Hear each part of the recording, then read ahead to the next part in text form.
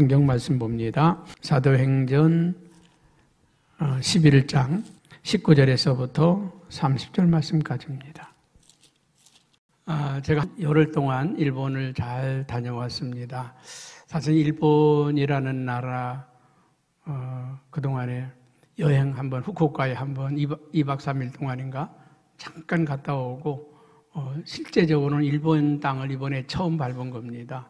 여행 말고 실제적으로 일본 땅을 처음 밟았는데 우리가 늘 한국에서 들어온 일본이라는 나라 또 혐한 한국 사람들을 혐오하고 또 한국 사람들을 예전에 들어온 조센징들 또 핍박하고 그랬던 역사적인 사건들이 있어서 과연 또 그동안에 5년 동안 한일 관계가 악화되었잖아요.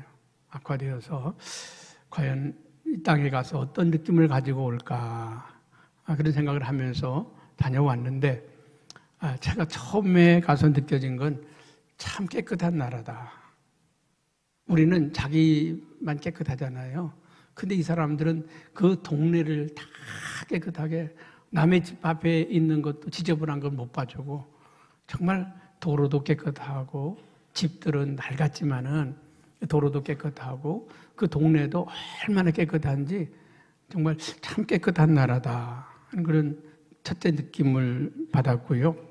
두 번째로는 참 정직한 사람들이다. 우리나라 사람들도 정직해요. 그렇죠? 어디다가 핸드폰 떨어뜨려 놔도 안 가져가고 지갑 떨어뜨려 놔도 안 가져가요. 우리나라는 CCTV가 도처에서 지켜보고 있기 때문에 남의 거 함부로 가져가면 바로 들통나죠. 근데 일본이라는 나라는요, 얼마나 정직한지 제가 길을 가는데 그 청소차가 가다가 딱 서더라고요. 왜 섰나 했더니 그 내 뒤에 모자가 하나 떨어져 있어요.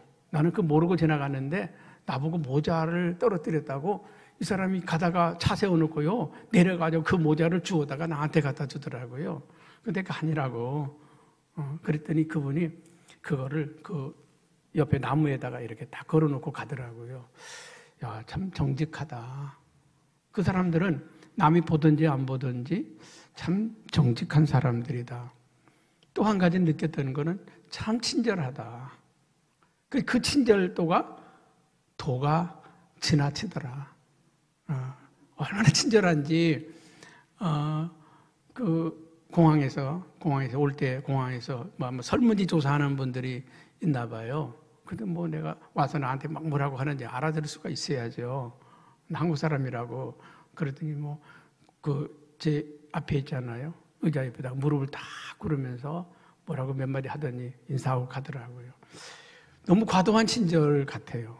식당에 가도 서빙을 한 사람이 무릎을 꿇고 하고 어디 가서 한마디 물어봤는데 10마디 대답을 하고 너무 과도. 제가 들어갈 때 뭐라고 막 말을 하는 거예요. 근데 알아들을 수가 있어야지.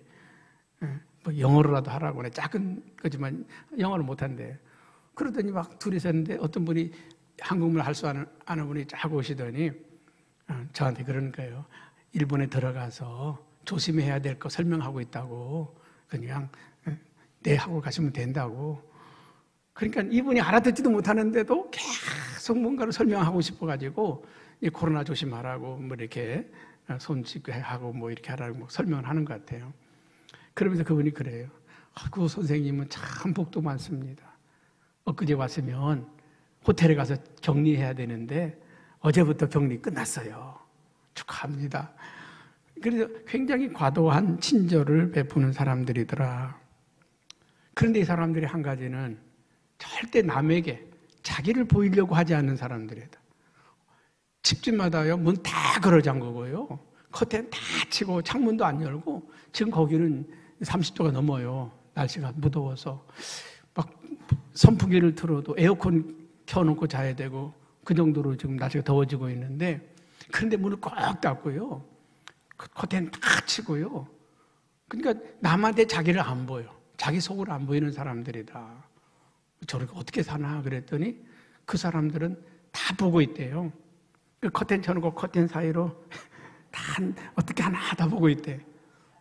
근데 우리 큰애가, 은진이가 하는 말이, 우리 처음에 갔을 때, 우리 지민이가 막 놀러 가버리게 못 찾아가지고 헤매는데 어떤 할머니가 나오더니, 꼬맹이 딸 찾냐고 그랬더니, 그렇다고 그랬더니, 걔가 이렇게 여기를 갔다고. 그러니까 그 지민이가 움직이는 걸 다 보고 있던 거예요. 이분들이 자기 속을 안 보이고, 남의 것은 숨어서 보고 있다는 거죠. 나 그래서 가만히 보면서 우리나라 사람들은 어때요? 자기 속 다 털어놓고 살잖아요. 우리나라는 친절한 것 같지만 별로 친절하지 않잖아요. 그래서 이 두 민족을 섞어놓으면 좋겠다. 섞어놓으면 좋겠다. 그런 생각을 해봤고요.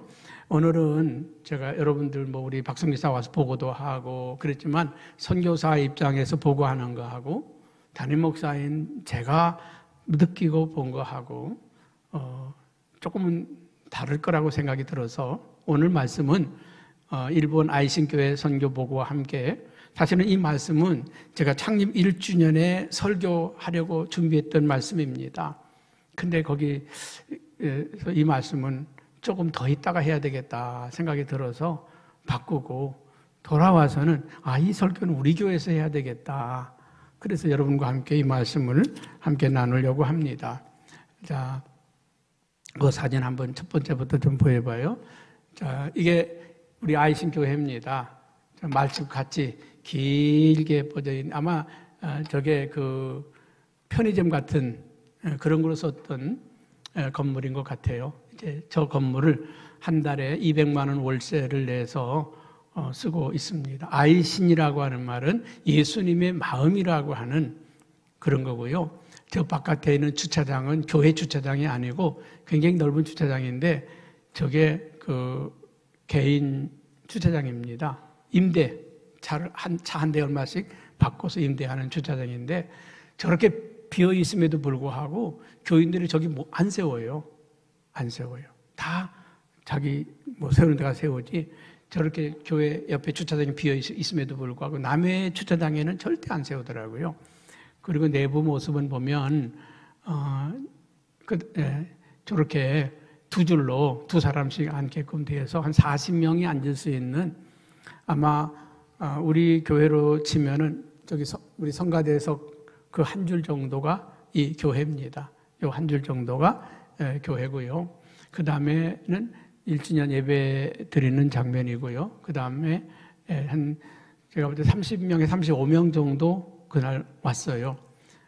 전체 교인은 37명입니다. 37명인데 코로나 걸려서 못 온 분도 있고 또 어디 무슨 일이 있어서 못 온 분도 있고 그날 참여한 분은 35명 정도 오셨고 그날 새신자가 5명이 새신자가 왔어요. 40명이 왔고 지금 바깥에 몇 사람은 빠졌습니다. 몇 사람은 빠졌고 그날 단체 촬영한 거고요. 나고야가 어디냐면 저 오다가 찍은 건데 저 가운데 빨간 동그라미 서 있죠. 자, 일본의 밑에 3분의 1 지점에 있는 게 나고야고요. 오사카가 그 밑에 우리나라 부산 같은 도시가 오사카고 조금 나고야 위에 도쿄, 우리 서울의 2배입니다. 동경은 2천만 도시거든요. 나고야는 아마 300~400만 명 정도 되는 그런 도시가 나고야 주변에 도시들이 많이 있습니다. 그리고 저기는 그 일본 자동차 중심 도시이기도 합니다. 그 다음에 제가 일본에 가서 이 일본이란 나라가 다 안 된다고 그래, 선교가. 복음의 불모지다.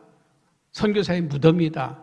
이런 얘기를 하는 데가 일본인데 저는 일본이라는 나라가 선교가 될 수 있는 나라다.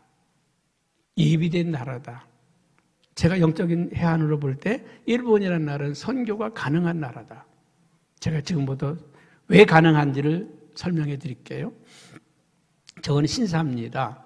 우리가 다 알기는 일본 신을 모신 곳이 신사라고 알고 있습니다. 옛날에 무슨 참배? 신사 참배를 강요했지요. 근데 사실은 신사라고 하는 게 보니까 그 억울하게 죽은 영혼들, 그 억울하게 죽은 영혼들을 모셔놓은 데가 신사입니다. 억울하게 죽은 영혼들. 그래서 일본 수상도 가서 저기다 참배하고 다 참배를 하잖아요. 근데 그들을 다 신으로 모시는 거죠. 억울하게 죽은 영혼들. 그래서 옛날에 그러니까 임진왜란 때 죽은 그 영혼들도 저기 모시고, 대동아 전쟁 때 죽은 영혼들도 모시고, 그 우리나라도 반환해야 되는데 안 하고 저기다 모셔놓고 자기들이 절을 하고 위로하는 거예요. 그러니까 영혼이 있다고 믿는 나라라는 거예요. 그 영혼들을 생각하는 나라라는 거예요. 여러분, 이게 얼마나 선교에 중요한지 몰라요. 우리가 육신만 있고 혼만 있다고 생각하면 그 사람들에게 이 천국 복음 전하기는 어려워요. 영혼이 있다고 이 사람들이 믿고 있다고 하는 자체는, 바울이 아덴에 가서 많은 신을 섬길 때 이름 모르는 신, 그러니까 내가 가르쳐 주겠다고, 이 신이 바로 천지 만물을 지은 하나님이다. 나머지 신들은 다 쓸데없고 이 신만 섬겨라. 그래서 아덴을 복음화한 역사가 있잖아요. 이 사람들이 영혼이 있다고, 그 영혼이, 저 억울하게 죽은 영혼들이 자기들한테 해코지하면 어떻게 하냐고. 그래가지고 저 귀신들이 나타나가지고 자기들을 괴롭게 하면 어떻게 하냐고. 그래서 신사를 만들어 섬기더라는 거죠. 야, 하나님을 저들이 알면 얼마나 잘 섬길까 하는 그 생각을 첫 번째 했고요. 두 번째로는, 그 다음에, 자, 저기는 영국사라고 하는 절간입니다. 영국사라는 절. 왜 저곳을 방문했겠습니까? 저기에 보면 그리스도교 박물관이라고 옆에 써놨어요. 기독교 박물관. 아니, 불교가 기독교 박물관이에요. 왜 저기를 기독교 박물관이라고 했느냐면, 그 다음에, 자, 저기 위령탑입니다. 저곳이 어디냐면, 저곳에서 일본 기독교인들 200여 명을 처형하는 곳입니다. 기독교인들이 비참하게 저기서 죽었거든요. 근데 일본 불교에서 이 억울하게 죽은 영혼들을 위로하기 위해서 기념탑을 세웠어요. 일본 불교에서. 그리고 그 사람들이 쓰던 물건들을 다 보관해 놨어요. 이게 박물관입니다. 누가 했다고요? 불교가. 일본 불교가. 여러분, 여기에서 뭐 교황이 와가지고 여기서 예배도 드리고 그리고 가셨더라고요. 자, 그들 마음속에는 이 기독교에 대한 박해하지 않는, 기독교인들이 억울하게 죽었다고 거기다가 이 사람들을 기념하는 절을 세워놓고 여기다가 박물관을, 그들의 유품을 보관하고 또 그들의 그 죽은 그 내력서 있잖아요. 아까 뒤돌아가서 보여줘봐요. 어떻게 순교했는지 그 순교의 내용을 다 적어놨어.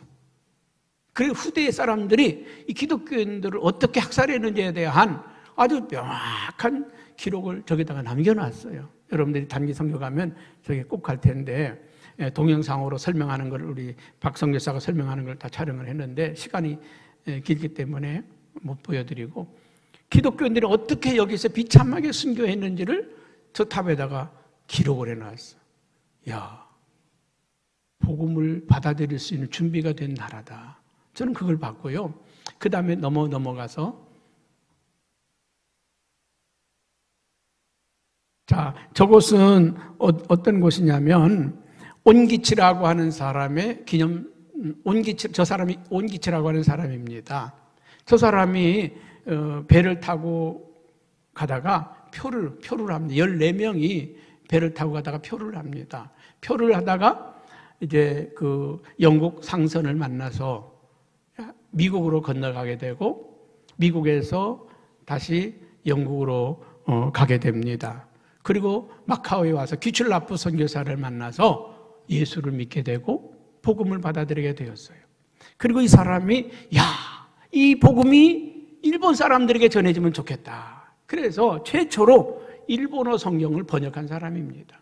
일본에 이 복음이 들어가면 좋겠다고. 그런데 결국 이분은 일본에 못 들어가고, 그 일본에서 막았기 때문에 못 들어가고 마카오에서 생활하다가 세상을 떠났는데, 복음이 들어가기 전에 일본도 성경이 먼저 들어온 나라.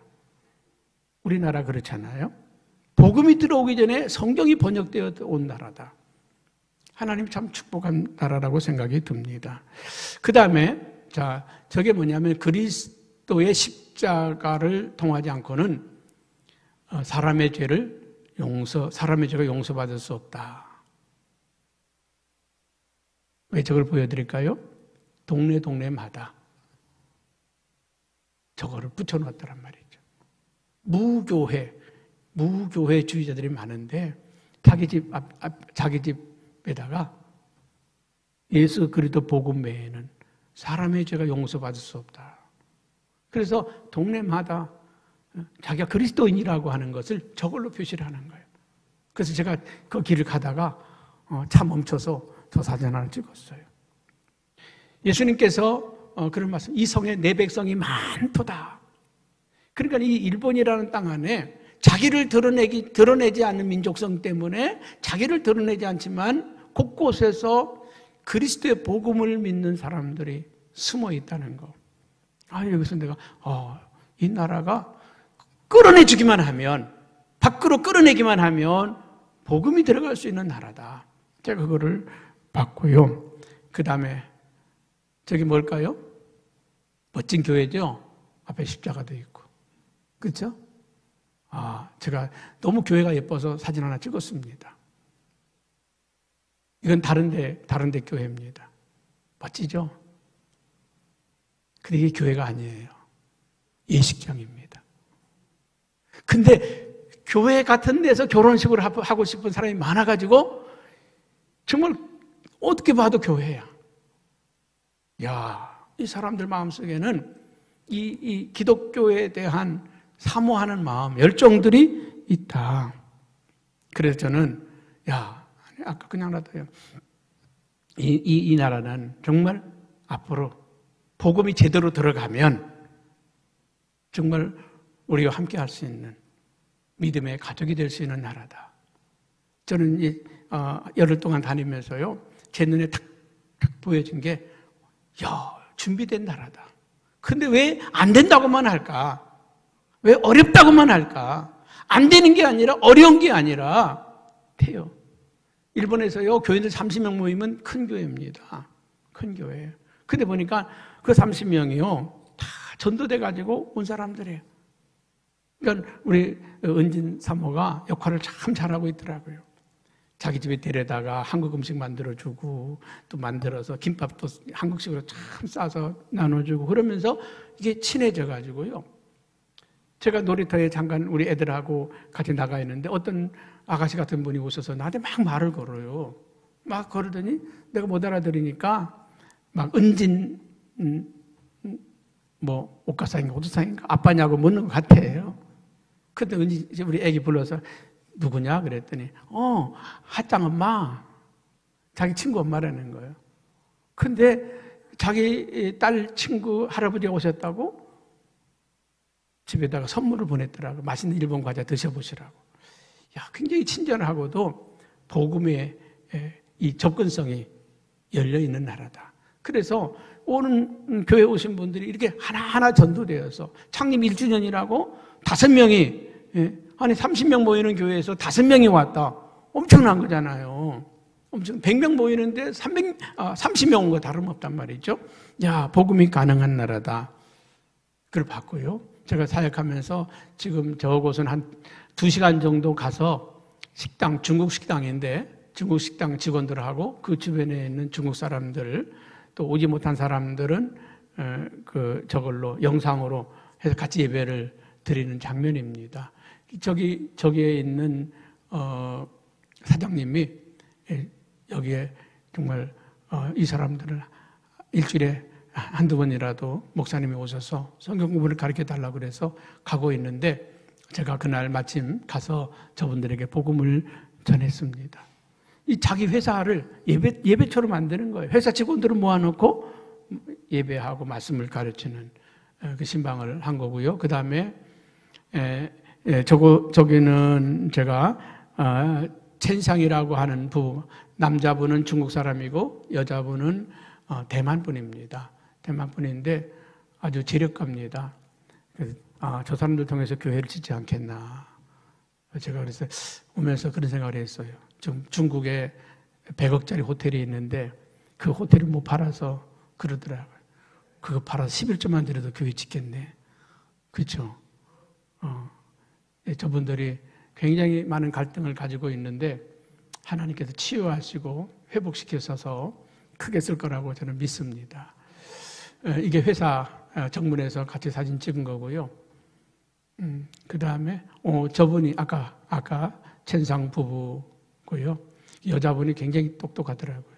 요분은 K상 부부인데 양복점을 하시는 분인데 남편은 일본 사람이고 아내는 조선족이고 그래서 다 끝났죠? 네, 마지막 올 때 저분들이 그냥 교회에서 저희들 식사 대접해서 식사한 장면이고 요거는 아까 K상이란 분이 식사 대접한 분이고 요거는 천상이란 부부가 대접해줘서 뭐 시간 그냥 대접받느라고 이제 또 하고 나면 1시간 동안 거기서 부흥회를 했어요. 식당 끝나서 부흥회를 하고 맞습니다. 근데 이렇게 일본 선교를 하면서 저는 오늘 이 안디옥 교회를 생각을 했습니다. 이 안디옥 교회가 첫째는 주님이 왜 기뻐하시는 교회가 되었는가? 주님의 마음을 헤아리는 교회. 자기들 중심의 교회가 아니고 예루살렘 교회는 성령 받고 자기들끼리 모여서 막 성령 충만한 교회입니다. 핍박을 받고서 여기저기 흩어졌는데 이게 안디옥까지 사람들이 모였는데 이 안디옥에는 이방인들을 중심으로 교회가 만들어졌습니다. 이방인 중심으로 만들어지는 교회가 안디옥 교회인데 자, 이 최초의 이방인 교회죠. 최초의 이방인 교회인데 이 교회는 여러 가지 문제를 가지고 있어요.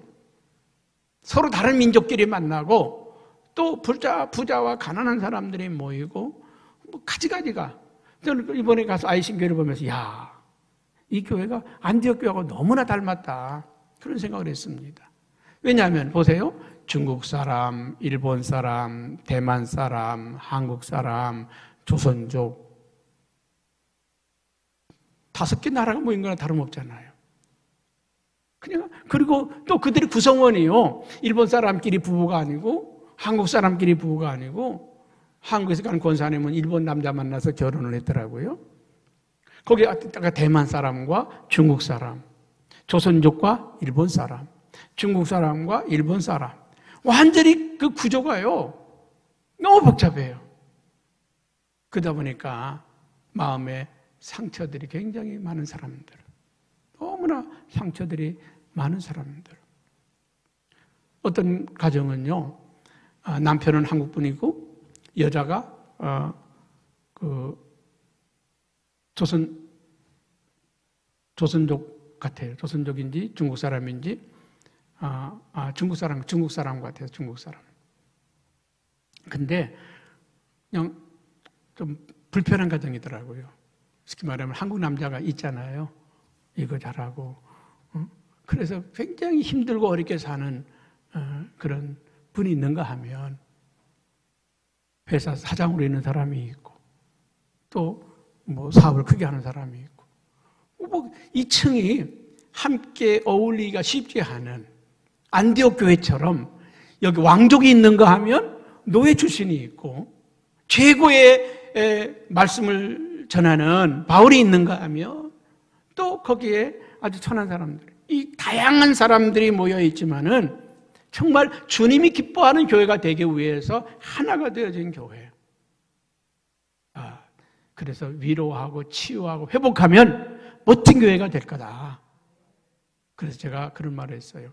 여러분, 멋진 교회가 되는 방법은 오직 하나, 복음 중심으로 모이는 거다. 교회 사랑으로 모이는 거다.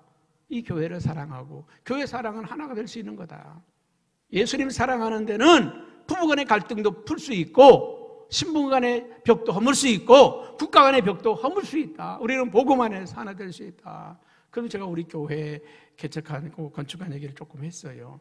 그랬더니 천상이라는 분이 우리 교회가 어떤 건물을 사서 교회를 옮겨야 될지 지금 찾고 있다고.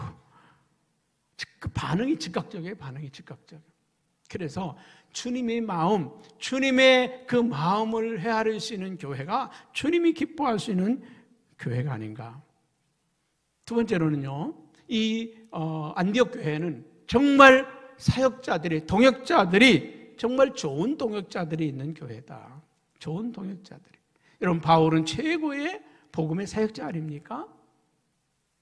근데 바나바는 자기가 이 교회의 첫 번째 지도자였지만 유능한 사람을 세워서 키워주고 세워주는 그런 좋은 교회.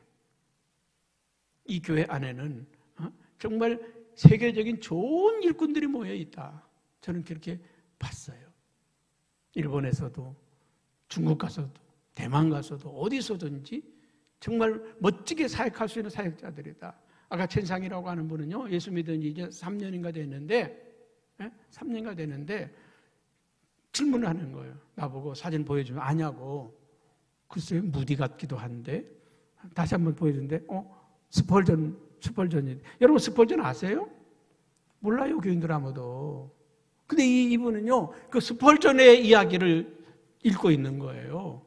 그 스펄전이 어떻게 은혜를 받았는지, 어떻게 영국의 최고의 설교가였거든요. 그렇게 복음을 받아들이고 나서 이 복음에 대한 열정을 가진 사람들의 매일 그 사람들 연구하고 탐구하고, 나 어떻게 하면은 자기가 더 믿음 깊이 들어갈 수 있는지를, 이 사람은 대만 사람이기 때문에 더 중국 사람들은 깊이 있게 나가는 게 있잖아요. 그래서 정말 이분들이 우리 박성규사한테는 좋은 동역자들이구나. 좋은 동역자들이 있는 교회는 흔들리지가 않아요. 목사가 때로 넘어질 때, 또 때로는 힘들 때 옆에서 장로님이 착 붙들어주면 흔들리지 않아요. 좋은 교회는 좋은 목사가 있어서 좋은 교회가 되는 게 아니라 좋은 목사가 되도록 옆에서 잘 도와주고 협력하는 그런 성도들이, 그런 일꾼들이 있어야 좋은 교회인데, 오늘 바울과 바나바를 중심으로 해서 권력 있는 사람은 권력 있는 대로, 힘 있는 사람은 힘 있는 대로, 재력 있는 사람은 재력 있는 대로 그들이 하나가 되어서 하나님을 기쁘시게 하는 일. 그래서 안디옥 교회가 최초의 선교사를 파송하잖아요. 누굽니까? 바울과 바나바잖아요. 이게 바울의 제1차 전도 여행, 제2차 전도 여행, 제3차 전도 여행이잖아요. 이 세 개를 품고 기도했던 이 교회, 제가 그래서 우리 박성규사한테 그랬어요. 이 교회는 이 아시아뿐만 아니라 세계를 품고 기도하는 교회가 되라. 여기에서 중국 사람이 들어와서도 어울릴 수 있고, 일본 사람도 어울릴 수 있고, 한국 사람도 어울릴 수 있고, 대만 사람도 어울릴 수 있고, 이 동남아, 이 북동, 동북아에 있는 모든 사람들이 함께 할 수 있는 교회, 앞으로 기도 많이 할 테니까 좋은 교회가 되도록 권면을 했습니다. 세 번째로는요, 이 교회는 삶의 변화가 있는 교회였어요. 안디옥 교회는 삶의 변화가 된 교회. 많은 사람들이 서로가 형제요, 우리 그리스도의 지체요, 자기들끼리 뭐라고 이름을 불러야 할지 몰랐어요. 그걸 만나면 형제요, 자매요, 보통 그렇죠. 형제, 자매요, 그리스도의 가족이요, 뭐 이렇게 하고 있었는데, 안디옥 교회에서 비로소 그리스도인이라고 하는 이름을 얻었다. 오늘 저와 여러분이 우리는 그리스도인입니다. 우리는 교인입니다. 성도입니다. 이 말이 어디서 시작됐다고요? 안디옥 교회에서 시작이 되었다는 거예요. 안디옥 교회는 바로 우리 그리스도인의 정체성을 확실히 드러냈다는 겁니다. 우리 그리스도인이라고 하는 정체성. 여러분, 우리가 세상을 살아가면서 우리가 누구인지, 나는 그리스도인입니다, 나는 주님의 종입니다, 과연 이 말을 하고 살고 있는가? 직장에 가서 때로는요, 회식하는 자리에서 그냥 슬쩍 그냥 술 안 먹는 척 하고 그렇게 하잖아요. 근데 우리 안디옥 교회는 어디서든지 우리는 그리스도인입니다. 세상 사람들 그들을 향해서 저 사람들은 그리스도인이라고, 그리스도에 속한 사람들이라고. 일본이라고 하는 나라가 복음화될 수 있는 비결은 난 단 한 가지 여기 있다고 봤어요. 자기의 정체성을 드러내는 거예요. 나는 그리스도인입니다, 나는 그리스도인이라고 하는 걸 드러낼 때 일본은 뒤집어진다. 우리가 정말 일본이라는 나라를 바꿀 수 있는 기도 제목이 생겼어요. 저들이 자신을 드러내게 하옵소서. 또 한 가지 제가 사진을 못 보내드렸는데 그게 그거였어요. 절간이 교회가 있어. 절간 안에 교회가 있어요. 교인들이 만든 절간. 이해됩니까? 교인들이 만든 절간에 있었어요. 우리가 볼 때는 그럴 수가 하잖아요. 하도 그 에도마쿠 시대 때 기독교인들이 엄청나게 핍박하니까 이 기독교인들이 절을 만들어 놓고 겉으로는 절이야. 그 안에서 예배드리고 그 안에서 신앙생활을 하는 거예요. 자기를 숨기기 위해서. 그래서 그 컵에도 있잖아요. 어딘가 모르게 찾아보면 십자가가 있어. 어딘가 모르게 십자가 모양의 문양이 있어. 자기들을 표현하는 거죠. 모든 그 삶의 안에 다 신앙이 녹여져 있어. 그런데 저 터키처럼 말이죠. 터키에서 그런 적이 있었죠. 독일 선교사가 난자당했죠. 창자를 150몇 개가 잘라가지고 그냥 살해했던 사건이 있었어요. 비참하게 살해했습니다. 그때 터키에는 기독교인들 10만 명 넘는 기독교인들이 다 들고 일어났습니다. 팻말을 들고 내가 기독교인입니다. 나도 죽이세요. 나도 기독교인입니다. 나도 죽이세요. 그래서 터키 정부가 기독교를 공식적으로 인정을 했습니다. 우리나라에서는 기독교 박해하지 않는다. 믿어도 좋다. 속에서는 우리 이영철 선교사님 교회도 경찰이 매주마다 와요. 오는 이유가 뭡니까? 교인들을 보호해 주러 온다는 거예요. 그 예배 못 드리게 하는 거죠. 왜요? 외국인들은 설교를 못 해. 그러니까 너 선교사잖아. 너 설교하면 안 돼. 우리는 이 교인들 지켜줄 거야. 그리고 경찰이 지키고 있다니까요. 예배 못 드리게 하려고. 그래서 눈치 봐가면서 없을 때 설교하고 오면은 교인들이 와서 하게 하고. 여러분, 일본이라는 나라 우리가 기도할 건 드러나게 해달라고. 우리 한국 기독교인들이요, 자신들 드러낼 때 한국이 복음화됐잖아요. 초대교회 성도들이 다 숨을 때 부흥된 게 아니라 스스로 예수 그리스도가 주님이라고 고백하며 튀어나올 때 초대교회는 예루살렘을 정복하고 유대를 정복하고 로마를 정복해 나갔지 않습니까? 그래서 그들이 삶의 변화가, 우리가 성경에 이런 말씀이 로마서에 보면 마음으로 믿어 의에 이르고 입으로 시인하여 구원에 이르게 되느니라. 내가 그리스도인임을 드러낼 때 하나님이 우리를 지키신다는 거예요. 다니엘처럼 말이죠. 다니엘이 사자굴 속에 들어가면서 저 사자굴 속에 들어갈 때 하나님이 나를 지키실 것이다. 그리 아니하실지라도 나는 우상에 절할 수 없다. 자기가 그리스도인임을, 하나님을 믿는 백성임을 드러낼 때 사자굴 속에 들어갔지만 사자가 그의 머리털 끝 하나도 상하지 못하게 하잖아요. 사드락과 메삭과 아베느고는 푸른 불 속에 들어가면서 나는 하나님을 섬기는 사람이라고, 내가 저 안에 들어갈 때 하나님 나를 지킬 것이고 그리 아니하실지라도 나는 우상에 절하지 않겠다고 뚜벅뚜벅 걸어갈 때 기적이 일어나잖아요. 불꽃이 그를 사르지 못하는 역사가 일어나잖아요. 여러분, 내가 하나님의 사람임을 드러낼 때 하나님이 나와 함께 하시고 역사가 일어나는 걸 믿으시기 바랍니다. 여러분의 세상을 향해서 나는 그리스도인이라고 고백할 때 하나님 놀라운 축복과 은혜가 넘칠 줄로 믿습니다. 마지막으로는 이 안디옥 교회는 나눔이 있는 교회였다. 이제 세워진 지 얼마 안 됐어요. 세워진 지 얼마 안 됐는데 이 교회가 있잖아요. 예루살렘 교회를 향해서 예루살렘에 흉년이 들었을 때 예루살렘 교회를 돕겠다고 뛰어온 교회예요. 제가 사실은 이번에 가는데 여러분들이 많이 후원도 해주고 또 지원도 해줘서 정말 가장 풍성한 선교였습니다. 가서 우리 선교사에게도 넉넉히 제가 선교비를 주었고 또 교회에도 헌금을 많이 했습니다. 근데 그분들이 한결같이 목사님은 성현교회는 우리의 모교회라고, 목사님은 우리의 담임 목사님이라고, 그러면서 우리 교회 오겠대요. 코로나가 풀리면 와서 성령교회와 함께 예배드리고 싶다고 오겠대요. 근데 제가 열흘 동안 머무는 동안에 깍듯하게 담임 목사로 섬겨주는 걸 제가 경험하고 왔는데, 여러분, 이 시작이 이제 1년밖에 안 된 교회인데도, 1년밖에 안 된 교회인데도 교회의 모습과 틀을 갖춰가고, 또 앞으로 이 교회가 자기들도 선교하는 교회가 되겠다고, 앞으로 어려운 나라, 어려운 곳을 선교하는 교회가 되겠다고 그런 결심을 하는 걸 보면서, 야, 이 교회가 일본의 안디옥 교회다. 저는 그런 생각을 하고 왔습니다. 여러분, 우리의 열매입니다.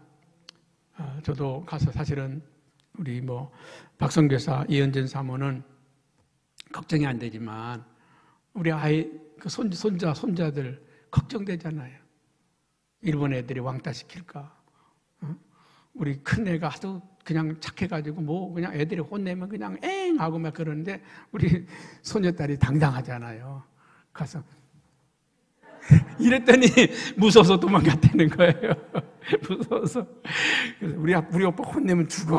그랬더니 그 일본 애들하고 같이 사는데 과연 얼마나 잘 적응하고 얼마나 애들이 상처 입지 않고 잘 자랄까 걱정을 했는데, 걱정 안 해도 될 만큼 너무 잘 적응하고 사는 모습을 보면서 감사했고, 여러분들이 기도했기 때문에 사실은 어른들이야 적당히 잘 살지만 애들을 걱정했는데 너무 잘 적응을 해서 일본 애들하고 잘 어울리고 공부도 잘하고 있는 모습 보고 감사했습니다. 앞으로 우리 이 교회가 일본뿐만 아니라 우리가 선교하는 터키, 대만, 또 그 외에 많은 나라들 우리가 품고 기도하고, 우리가 남기고 가는 게 뭐겠습니까? 우리 교회가 남길 게 무엇이겠습니까? 예배당을 크게 지어서 남기겠습니까? 아닙니다. 이 안디옥 교회처럼 복음을 전해서 하나님의 나라가 확장되게 하는 것, 그게 우리 소망 아니겠습니까? 한 주간 동안 여러분들이 기도해 주셔서 잘 다녀온 거 이렇게 보고하고 또 하나님께 영광을 돌립니다.